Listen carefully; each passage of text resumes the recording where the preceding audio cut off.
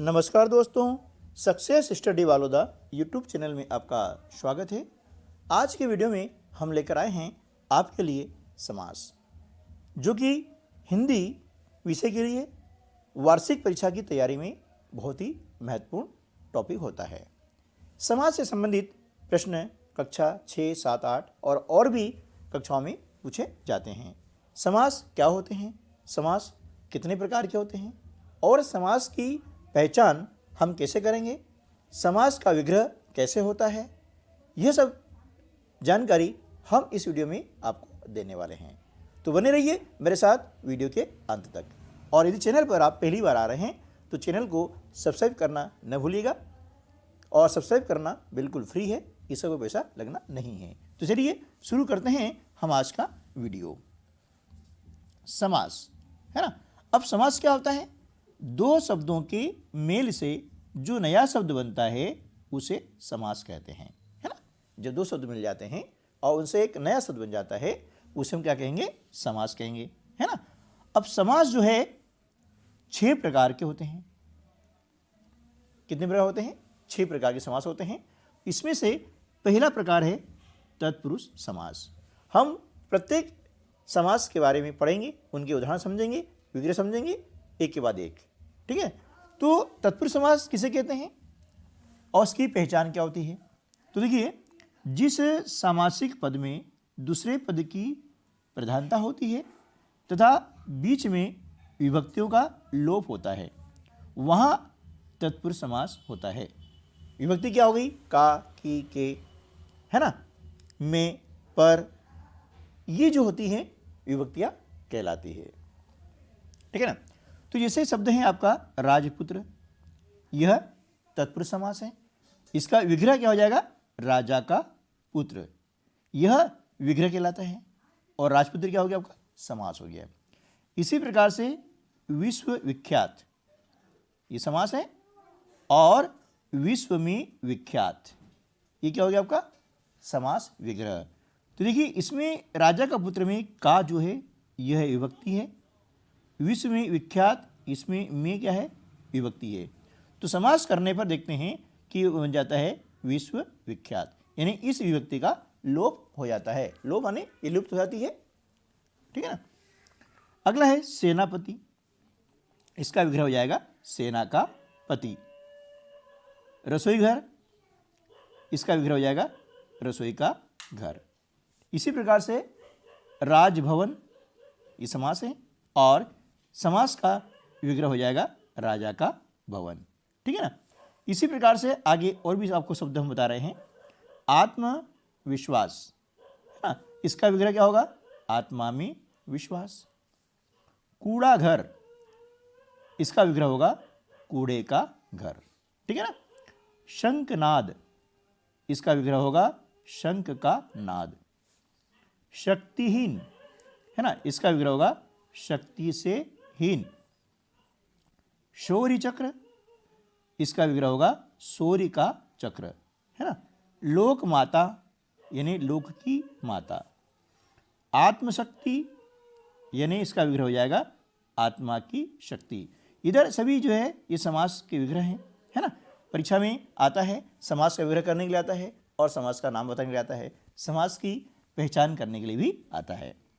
कानूनी शिक्षा, यानी इसका विग्रह हो जाएगा कानून की शिक्षा। धर्म नीति, इसका विग्रह हो जाएगा धर्म की नीति। ठीक है। चलिए, अब हम देख लेते हैं द्वंद्व समास।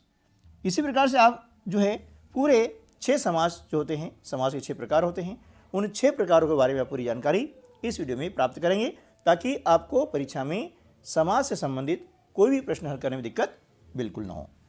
तो देखिए, दूसरा जो समास का प्रकार है वो होता है द्वंद्व समास।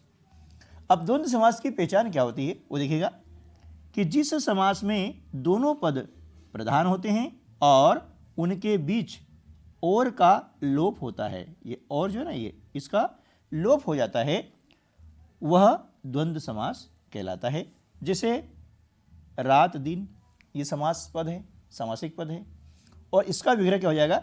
रात और दिन, है ना। तो अब देख रहे हैं यहाँ पर और जो है इसका लोप हो गया है और उसके स्थान पर ये जो है आपका सामासिक चिन्ह आ गया है। ठीक है ना। अगला है माता पिता, इसका विग्रह होगा माता और पिता। इसी प्रकार से लाभ हानि, ये आपका द्वंद्व समास है और इसका विग्रह हो जाएगा लाभ और हानि, है ना। अगला दाल रोटी, इसका विग्रह दाल और रोटी, है ना। नर नारी, इसका विग्रह हो जाएगा नर और नारी। मान सम्मान, इसका विग्रह होगा मान और सम्मान। ठीक है ना। इस प्रकार से लालन पालन, और लालन पालन का विग्रह हो जाएगा लालन लालन और पालन, लालन और पालन। ठीक है ना। चलिए, अब तीसरा जो प्रकार होता है उसका नाम है द्विगु समास। ठीक है ना।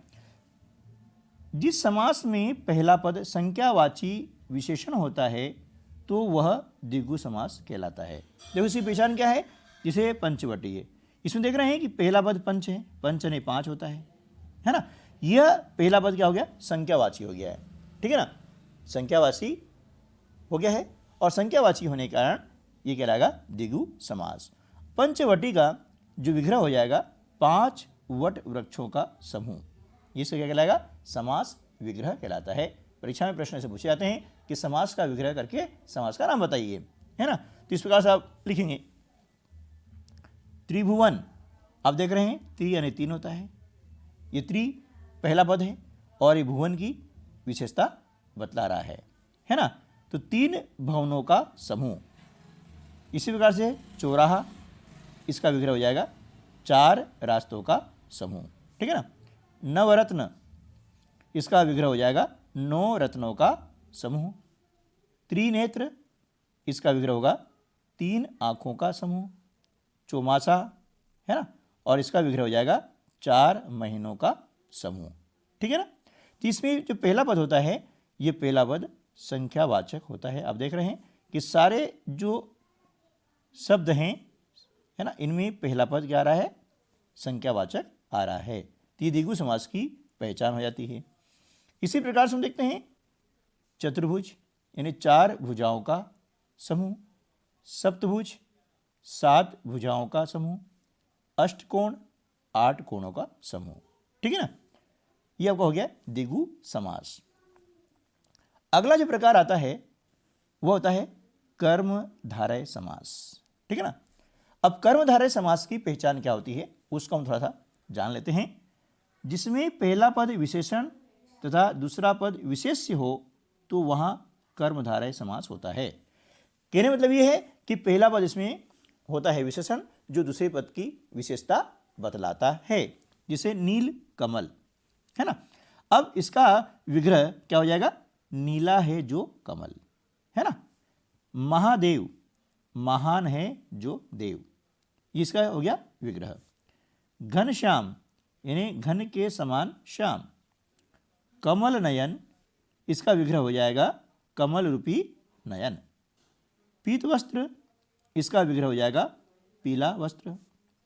महापंडित, इसका विग्रह होगा महान है जो पंडित। और मधुर ध्वनि, इसका विग्रह हो जाएगा मधुर है जो ध्वनि। ठीक है। अब मधुर ध्वनि के बाद में आता है अखंड दीप, अखंड है जो दीप, है ना। कृष्ण सर्प, काला है जो सांप, सर्प यानी सांप होता है। महारानी, महान है जो रानी। विशाल मंदिर, और इसका विग्रह हो जाएगा विशाल है जो मंदिर। ठीक है ना। इसके बाद में 5वां जो प्रकार होता है समास का उसका नाम है बहुव्रीहि समास। इस समास में क्या होता है कि दोनों पद प्रधान न होकर के तीसरा पद प्रधान होता है ना। तो हम जान लेते हैं जिस समास में कोई भी पद प्रधान न होकर अन्य तीसरा पद प्रधान होता है वहाँ बहुव्रीहि समास होता है।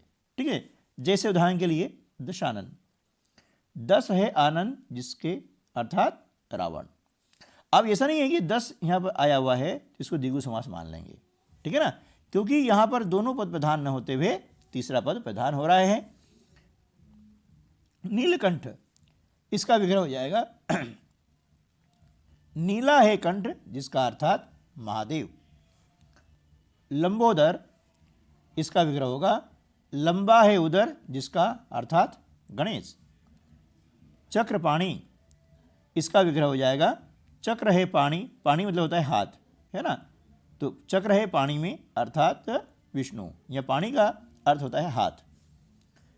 चतुरानन, चार है आनंद जिसके अर्थात ब्रह्मा, आनंद नहीं होता है शीर, है ना, सिर होता है, मस्तक कह सकते हैं।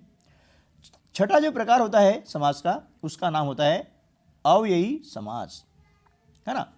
अब जिस समासिक पद में पहला पद अवयव होता है तो वहाँ अव्ययी समास होता है। अवयव नहीं क्या होता है, ऐसा शब्द होता है, ऐसा पद होता है जिसमें लिंग वचन आदि का कोई प्रभाव नहीं होता है, इनके अर्थों में कभी परिवर्तन नहीं होता है, उसे हम कहते हैं अवयव, ठीक है ना। जैसे प्रतिदिन, इसका विग्रह क्या हो जाएगा, प्रति धन दिन यानी हर एक दिन, है ना। यथा शक्ति, इसका विग्रह करेंगे तो विग्रह हो जाएगा यथा धन शक्ति यानी शक्ति के अनुसार। यथोचित यानी इसका विग्रह करने पर हो जाएगा यथा धन उचित यानी जो उचित हो। उपकृष्ण, इसका हो जाएगा उप धन कृष्ण यानी कृष्ण के पास। प्रतिवर्ष, इसका विग्रह हो जाएगा, इसका विग्रह होगा प्रत्येक वर्ष होने वाला, वो कहलाएगा प्रतिवर्ष, ठीक है दोस्तों। तो इस प्रकार से आपने इस वीडियो में जाना कि समास क्या होता है, समास के प्रकार कितने होते हैं, उनके नाम क्या हैं और उनके उदाहरण भी आपने जाने हैं। यदि वीडियो अच्छा लगा है तो इसको लाइक कीजिएगा और अपने अन्य दोस्तों को भी शेयर कीजिएगा, और इस चैनल पर आप पहली बार आ रहे हैं तो इसे सब्सक्राइब करना न भूलिएगा, क्योंकि ऐसा ही हेल्पफुल वीडियो मैं आपके लिए लाता रहता हूँ। ठीक है दोस्तों, मिलते हैं अगली वीडियो में, तब तक के लिए नमस्कार, जय हिंद।